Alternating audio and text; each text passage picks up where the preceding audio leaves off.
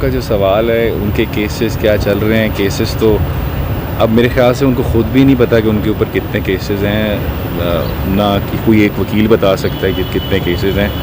मेरे ख्याल से लगभग कोई 200 के करीब केसेस हैं, लेकिन जो हमें इम्पॉर्टेंट जो क्रिटिकल इश्यूज़ पे जो केसेस हैं वो तो हमारे पास इस वक्त 2-3 ही हैं। जैसे तोशा खाना का केस है, ये साइफ़र का केस है। साइफ़र का ज़्यादा इंपॉर्टेंट हो गया क्योंकि तोशा खाना का तो ट्रायल ख़त्म हो गया, उसके अब अपील स्टेज पे चला गया। तो साइफ़र का केस है, इस पे आज कल जब हम गए थे अटक जेल, तो वहाँ पे जज साहब ने जब रिमांड एक्सटेंड किया था तो उन्होंने कहा था कि I will decide the bail application. क्योंकि आपने देख लिया होगा जो प्रोसिक्यूशन की साइड है उनकी एक ही टैक्टिक है, इसको मेरिट पे हमने आर्ग्यू नहीं करना, हमने सिर्फ इसको डिले करना है, वन वे और अदर वे उसको वो बिलेबर करते जा रहे, डिले करते जा रहे हैं। और आज भी आपने देख लिया there is no one here, लेकिन जज साहब वाज काइंड इनफ कि उन्होंने उनको 10:15 का टाइम दिया और उन्होंने कहा मैं केस स्टार्ट कर दूँगा, आई विल डिसाइड इट। और अगर इसको डिसाइड कर दें मेरे ख्याल से तो टेंटेटिव असेसमेंट बेल स्टेज पे तो टेंटेटिव असेसमेंट ही होती है, उसके हिसाब से तो there is nothing incriminating against Imran Khan. और ये पूरा साइफ़र का केस, तोशा खाना का केस अगर मजाक था तो साइफ़र वाला जो है वो एक बहुत बड़ा मजाक है। तो इस केस में मेरिट तो कुछ भी नहीं है, ऑफिशियल सीक्रेट एक्ट के ज़बरदस्ती आप उसको एम्बिट में लेके आ रहे हैं, ना इसकी जुरिसडिक्शन बनती है कोर्ट की, ये कोर्ट जो है बनाई है इन्होंने, ये भी क्वेश्चनेबल तरीका है। और उसके अलावा फिर जिस तरह इम्प्लिकेट किया जा रहा है लोगों को ज़बरदस्ती, इनसे आज़म खान साहब आपके सामने अरेस्ट हुए थे, वो पता नहीं उन्होंने बयान दिया नहीं दिया, हमें बताया गया 164 की स्टेटमेंट आई है, वो पता नहीं किधर है, किसने देखी नहीं है। तो ये सारा एक made up cooked up story है। ये जब अभी तो हमें नहीं पता, हमें उम्मीद है इसी अदालत में इसका बेल हो जाए और फिर काम तमाम हो जाए, लेकिन जब भी हायर फॉरम्स पे जाएगी बात तो ये जो केस होगा पाकिस्तान की जुडिशल हिस्ट्री में एक गंदा फोंडा किस्म का केस होगा, हिस्ट्री में उसको ऐसे याद रखा जाएगा। अच्छा अबू ज़र नियाज़ी साहब, ये बताइएगा कि गुज़श्ता रोज़ आपकी जेल के अंदर खान साहब से मुलाकात हुई है, तो क्या कंडीशन थी उनकी वहाँ पर, क्या बॉडी लैंग्वेज थी, क्या मैसेज था, जो डील की खबरें हो रही हैं, कोई बैकडोर राब्ते हो रहे हैं, उस हवाले से क्या इन्फॉर्मेशन मिली है गुज़श्ता रोज़ जब आप खान साहब से मिले हैं?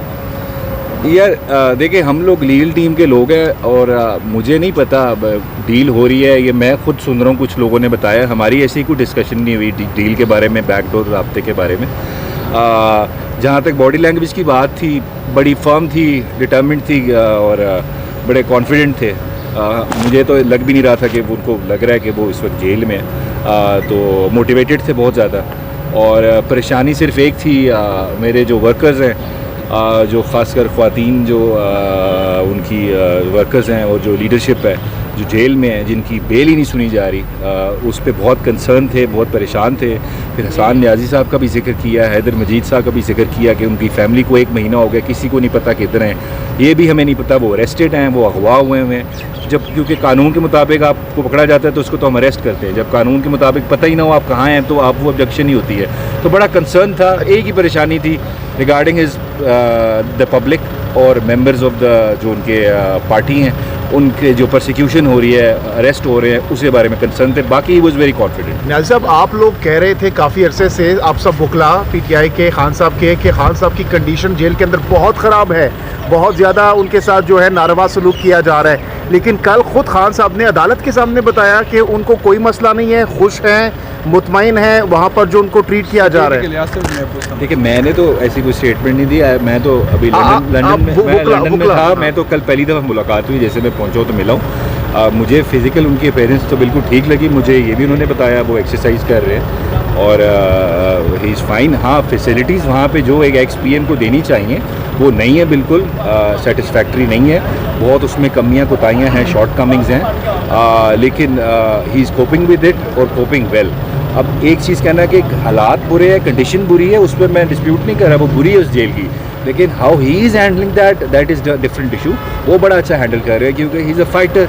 और एक मैं आपको एक बात भी जो बता दूं, मुझे एक पुलिस वाले ने वहाँ पे नाम नहीं बता सकता, लेकिन वहाँ पे एक बंदा था जेल में, उसने कहा हमने इतना टफेस्ट पॉलिटिकल प्रिजनर अपनी ज़िंदगी में नहीं देखा, बड़े अरसा हो गया, 20 साल हो गए हमें जेल के अंदर, लेकिन इतना टफेस्ट पॉलिटिकल लीडर हमने नहीं देखा। He is very tough, he is in a good condition due to his mental toughness और फिजिकल टफनेस, लेकिन फैसिलिटीज़ बिल्कुल सेटिस्फैक्ट्री नहीं है, उस पर बहुत सारे सवाल आते हैं। अच्छा, एक सदर मुमलिकत के लिए उन्होंने एक पैगाम था कि इंतखाबात की डेट दीजिए, तो टेक्निकली अगर कानूनी पहलू में देखा जाए, सदर ममलिकत ने जो डेट के हवाले से तजवीज़ दी है, क्या उन्हें देनी चाहिए थी और इस पे लीगल स्टैंड क्या है, क्या इख्तियार है? लास्ट मीटिंग जो हमारी हुई है, मैं अकेला नहीं था, 8 वकला थे, तो मुझे एड्रेस करके उन्होंने बोला कि डेट दी है नहीं दी। मैंने कहा अभी तक नहीं दी, तो उन्होंने कहा क्यों नहीं, उनको देनी चाहिए। आइन में ही इज़ ऑब्लिगेटेड कि वो 90 दिन के अंदर की डेट प्रोवाइड करें।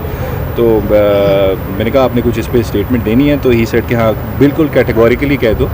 मैं डिमांड करता हूँ कि सदर आरिफ अलवी 90 दिन के अंदर की डेट दें। ये जो पैगाम मिला था वो बाहर आके मैंने बोल दिया, लेकिन अलवी साहब ने मुझे तो वो समझ नहीं आई वो लिखा गया है, क्योंकि उसमें तजवीज़ भी नहीं है, तजवीज़ वर्ड गलत है। तजवीज़ में तो आप एटलीस्ट कह देते हो ये तारीख मुझे लग रही है ठीक। उन्होंने उसमें तजवीज़ में बताया है कि 90 दिन इस दिन पूरे हो रहे हैं, बाकी आप लोग अपनी मर्ज़ी से मिलजुल कर डिसाइड कर लें, अगर नहीं होता तो सुप्रीम कोर्ट चले जाएँ। लेकिन मुझे वो लेटर, वो कहते हैं ना टुथलेस किस्म का एक लेटर लग रहा है, उसका ना कोई फ़ायदा ना कोई नुकसान है। मेरे नज़र में तो नुकसान है, क्योंकि अब इलेक्शन कमीशन को बहाना मिल गया कि जी president is not obligated under the law, उसके पास पावर नहीं है डेट देने की, हम खुद ही देंगे और वो उसको आगे बढ़ाना चाहें, इट्स अप टू देम। यानी ये सरेंडर किया है सदर ममलिकत? सरेंडर तो वर्ड डिफरेंट है, बल्कि सरेंडर अगर आप इसको पॉलिटिकल वर्ड्स में देखें तो इट्स सरेंडर, लेकिन लीगल लैंग्वेज में अपनी पावर डेलीगेट कर दी है, जो आप नहीं कर सकते।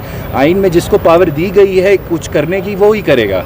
Delegation of power bye an authority is legally untenable हो नहीं सकता। अबू ज़र नियाज़ी साहब, लास्टली ये बताइएगा, बहुत बड़ा जल्दी स्टेटमेंट कर रहे आप हैं, दे रहे बड़ी हैं, गर्मी बहुत है। बड़ा स्टेटमेंट दे रहे हैं कि एक जानिब खान साहब ने बड़ा कैटेगोरिकली कहा कि उनको डेट दे देनी चाहिए, तो उसके बावजूद भी उन्होंने डेट नहीं दी और अपना एक मशवरा दिया है, बताया है कि भाई जो 90 डेज़ है उसके अंदर होना चाहिए।